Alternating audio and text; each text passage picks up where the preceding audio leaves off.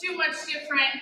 We appreciate that you let us have your kids for winter sports. Winter sports seem to last forever. It's dark, they're driving back in the dark, they leave before the sun comes up, they get home after the sun comes down, and basketball for sure has always seemed like the longest forever. So, ton of hours that your kids are away from you, ton of hours that they're out here at the school, but hopefully it's all for, a good cause of turning these young men and women into exceptional leaders and exceptional communicators, and while they get to have a good time and have fun with their friends as well. So we really do appreciate that you let us have them so many hours out of the day. Looks very similar to the fall. Eligibility stuff is the same. Communication-wise is the same. If you have a problem with the coach, please talk to that coach first. Better yet, have your kid talk to the coach first. Have them set up a meeting. Have them practice that. All of our coaches are open to having those conversations. It's really great when a kid has the opportunity to practice going in to talk to a supervisor as a student with somebody who they know has their best interest at heart. Then if things aren't getting settled, you can talk to coach. I'm always willing to listen, but my first thing is always going to say, have you talked to coach yet? Right? If you need me to sit down and have a conversation with you to be a mediator, that's fine. But hopefully we can get those communication lines open way before that would ever need to be an issue, right? Our coaches want what's best for the kids. Sometimes what you think is best for the kids and what they think is best for the kids don't always look exactly the same. And so that's where those clashes happen. But usually, bottom line, everybody wants what's best for your kid. So we just want to make sure that those communication lines are open. If you're having questions, get in here early. We do have Reg with us today. He's from Tri-Valley. He was out here for football, helping us on the sidelines, and he's going to help us some for basketball as well. But we had an inordinate amount of concussions this fall, and knowing kind of what those look like, how we're responding as a school. We didn't really have a great concussion protocol before. So maybe in this sport it kind of looked like this, and in this sport it kind of looked like this, or oh, this person didn't really go get checked out. We kind of cleaned that up. So everybody will go through the same protocol for injuries, especially head injuries. But he is here tonight to have a brief conversation with us about what that might look like. Because a lot of times, especially not football, right, when you're looking at basketball or even wrestling, you might get hit underneath your chin, right? And it doesn't look like it's a very big hit, and you don't even think about it, oh, keep playing it. The kid has no symptoms right away, but by the time they get home, those symptoms have come in. And if you ask your kid, hey, did you get hit at practice? They might be like, no, right? Like, we get bumped all the time, right? But if you're noticing that there's a whole bunch of this, like, oh, these are all things, we might need to get your kid in so that they don't keep recurring, so that we can keep them from happening in the future. So, anything before we get Reg up here? All right, thanks, guys.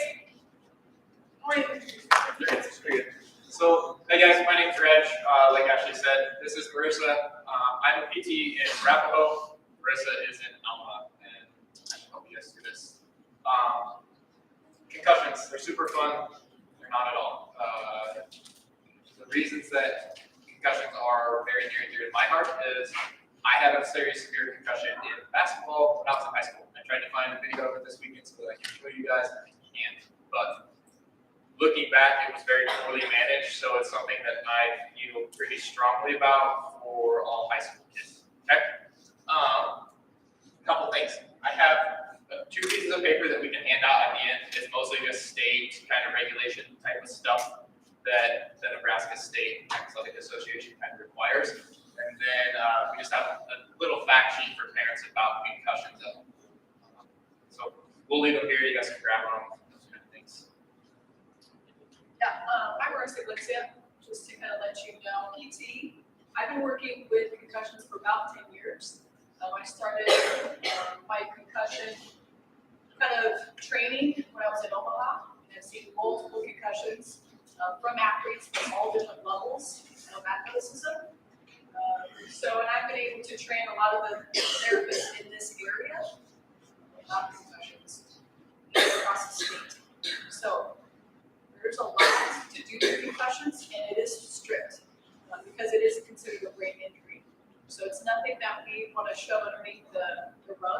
just because they went like this, that's a big sign that we need to check out that kid on the sideline. Marissa's incredibly humble. Marissa's an absolute concussion wizard, and we're very much remember. Okay, so I promise not to make this too awful.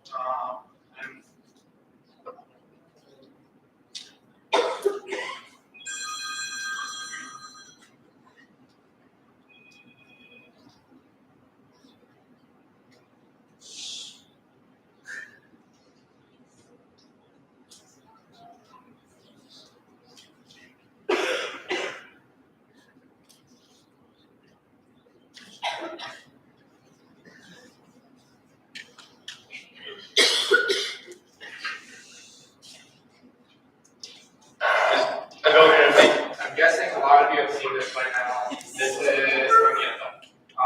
We'll talk about it in a second. Adjustments at halftime. To a rolling left. Quickly bringing it down he goes. Slung down the whole 48-yard. On it. Josh Cooper. So, not a super crazy hit. Like he kind of got put down, nothing crazy. Didn't get speared off or anything wild. The fun thing that he's doing with his hands right now is called posturing. That's a fancy word for. He has a pretty severe brainstem injury right now. The really interesting thing about what happened right here is this on Thursday Night Football. On Sunday, he had another hit. They cleared him. So Monday, Tuesday, Wednesday, Thursday, 4 days. We're going to talk about 5 days here really quickly, but that piece is incredibly important. Take-home stuff. His brain is really angry right now and not looking good for the future. Okay? So we call that a second impact syndrome. You might hear that, and that can be fatal. So it's really important that we make sure that every kid gets cleared out first before they have that second hit. Because it's literally a bruise on top of another bruise that can severely injure your brain for a long time. So what is a concussion? Basics, it's a traumatic brain injury. That's just what it is. It's a mild traumatic brain injury, but it's still a traumatic brain injury nonetheless. It can result from several things. Taking a hit to the head, bouncing your head off the table, off of the board, and anything. Your brain's basically sloshing around inside your head. Few facts. It does not have to include a loss of consciousness. This is a tricky subject. A concussion does not always result in a loss of consciousness. And more often than not, they don't. Kids, anybody that's younger is severely more at risk as well. So that's our high school kids, our junior high kids, even younger kids, elementary. Brain's extremely susceptible then. Having a prior concussion significantly increases the risk. 4 times as much, if not more. Okay? And it does not always immediately present. So just like Ashley was talking about earlier, sometimes it's, hey, I got my chin struck in basketball, I came down with something. You don't feel anything then, and then you go the next day or later that afternoon or evening, all of a sudden you have a crazy headache. All of a sudden, hey, I just don't feel good. All the fun things that we're going to talk about here in a second as far as simple stuff. Signs, things that you will typically see looking at somebody who suffered concussion.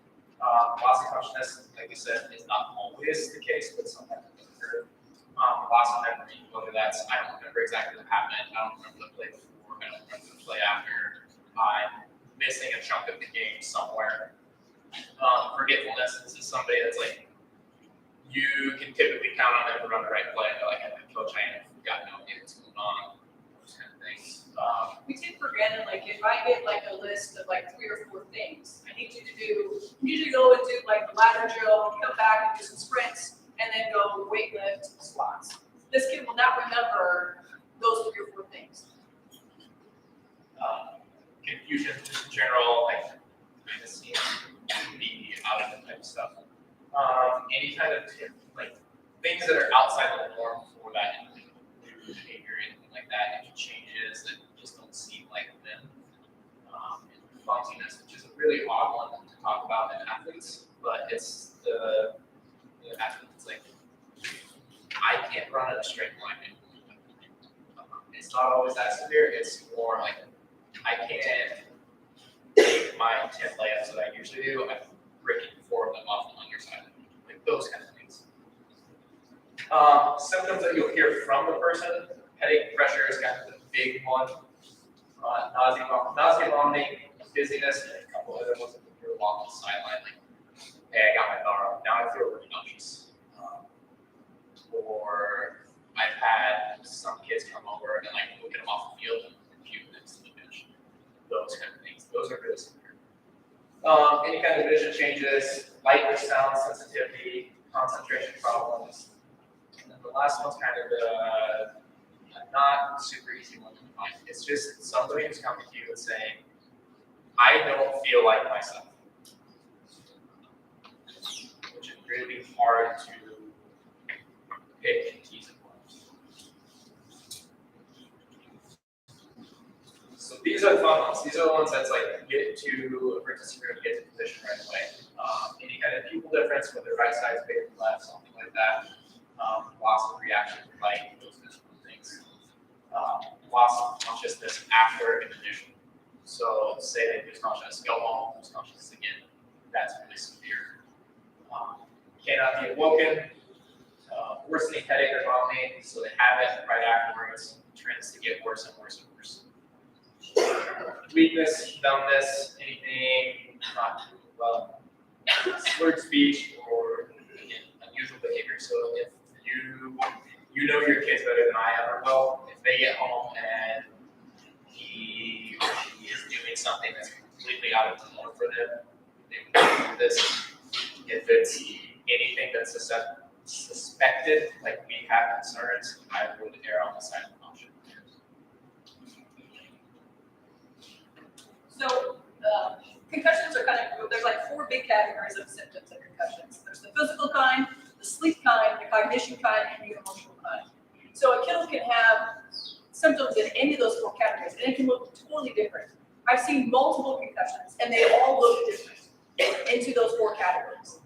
And so too, a kid that can go to school and looks physically fine, but he is probably dealing maybe with cognition issues, memory, concentration, mental fogginess, or even sleep issues, or even emotionally just not right. So even though they're coming into school physically, they might not be doing okay in other categories of this concussion. This is the Nebraska State Act about concussions.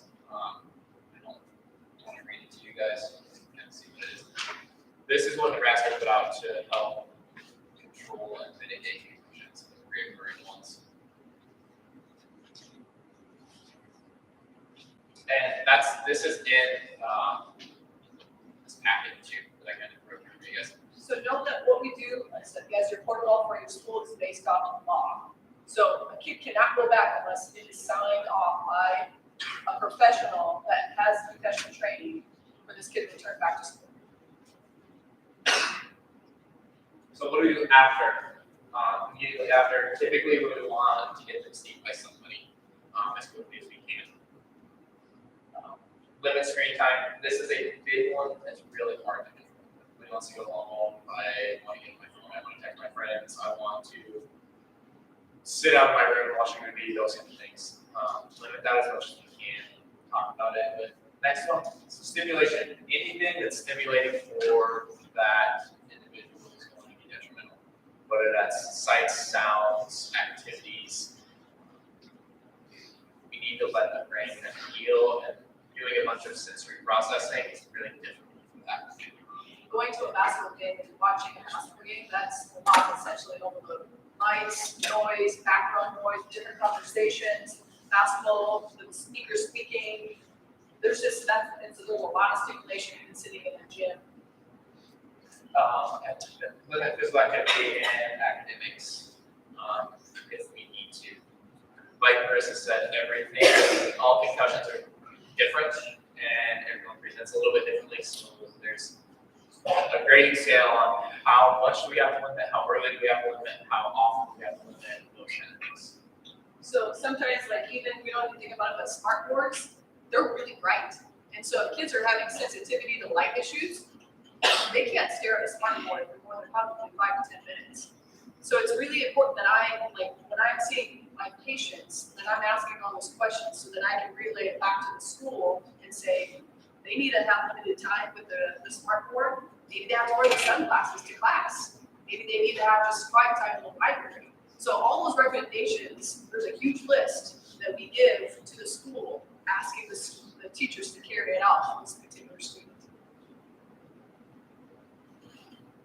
So what can you guys expect from us? What are we going to provide for you guys as parents and for the students as a whole? The biggest thing is protection. I will always have that young person best interest at my heart. I promise you, I want to get them back as quickly as they can too, but I don't want to even potentially risk long-term detrimental effects to them. Next one, personalized guidance. So this is where we talk about it's going to be a little bit different for everybody.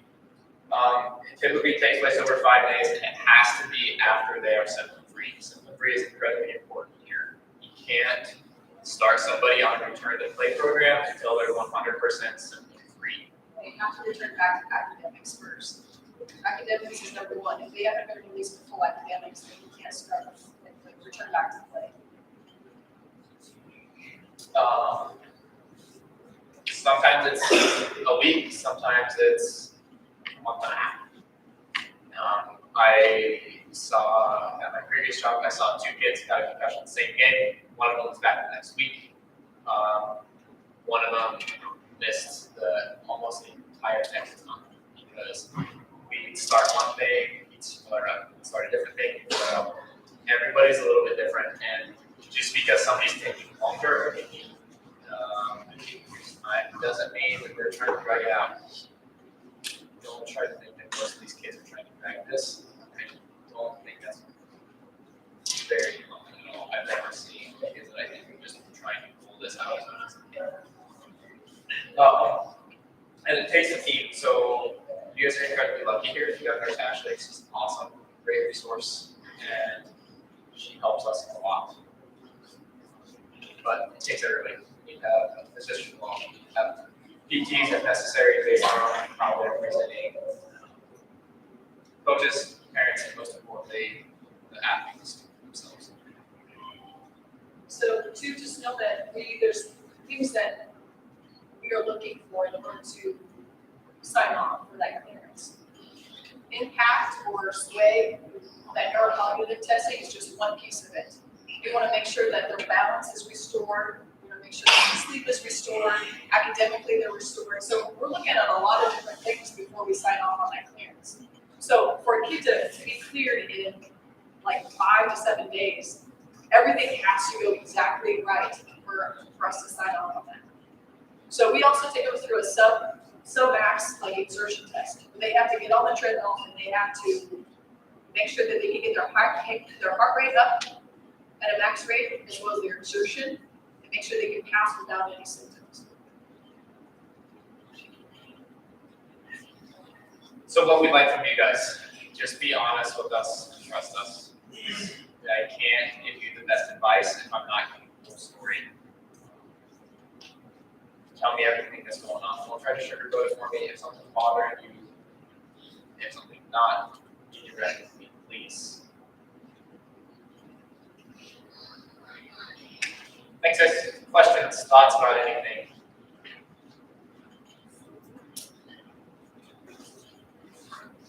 Yes. So I know that you might ask a question there and an answer, but let's say that they come first, and they come to you, yeah, what do you want to do today? And they just go to that, and then you want to say, in order to get signed off, can you walk them through like maybe what that process would look like, and then how they would actually return to play? Yes, very good question. So at Harlan County Health Systems, we have a really great connection. So a lot of your physicians also need to be impact certified.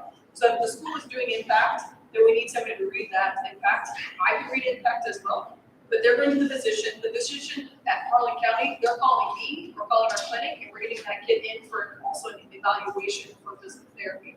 That evaluation takes probably about 45 minutes to an hour. We'll take a battery of questions and testing and everything like that. And then based off of that, then we start the process of getting it back. So then I'm in communication with the physician and with the school. I'll say, actually, this is what I find, this is what I found. These are the academic restrictions, or you know what? They're fine. You don't need any academic restrictions, but we're gonna get going on the return back to school. I start the return back to sport in PT, and I let Ashley know, this is where they're at what level. They can go to PE, they cannot go to PE. They can go to PE at this level of exertion, and then we can go from there. I'm in communication with the physician. Guess what? I think they're ready for impact testing. Let's see if they can pass impact. They take the impact, they again contact the school, let's set up a time where they can impact school. So there's a lot of communication going from me to the physician, to the school, and vice versa about when this kid is ready to do impact, ready to do the treadmill test, ready to get back to PE, and also back to sport. Communication with the coach, guess what? They're at the level where they can go back to sport with no contact. How did they do? Great, all right. Next, we can go back to sport with scrimmaging. Great, guess what? All right, we got a game next. Let's go to the game. So there's all these little steps that, again, we need to have communication from the athlete, from the physician, from the parents, and from the school to help us make sure this goes really smoothly, or it won't. One of the things that we kind of decided just this fall is that if you're starting with somebody, like if you go to a physician, that is the physician that you have throughout. Because like she said, like there's a whole bunch of communication that's happening.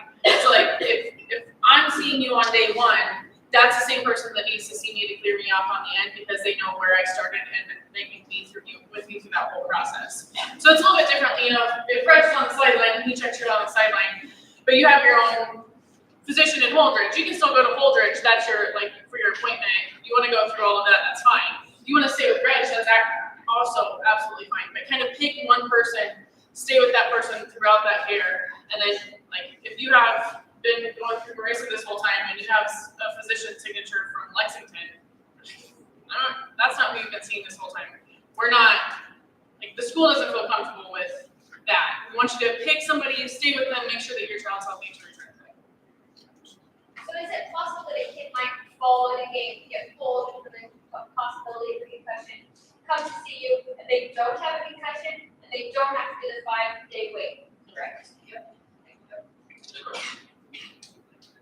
Yeah, but to the state's law, if we suspect a concussion, the kid cannot play that day. Right. So if they're at a tournament and we expect them to, if we think that they have a concussion that first game, they're like, I'm fine.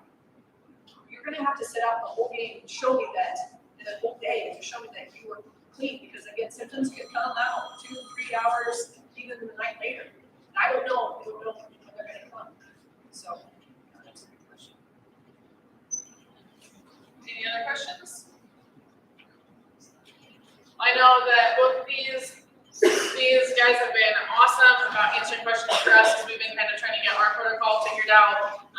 They've been really great with the multiple concussions that we had this fall. So if you ever have questions, stuff comes up later on, you have a question, feel free to reach out to them or to reach out to Nurse Ashley or to me, and we'll make sure we get that question forwarded to them. They're awesome. Thank you guys so much for everyone. Let's give them a round of applause.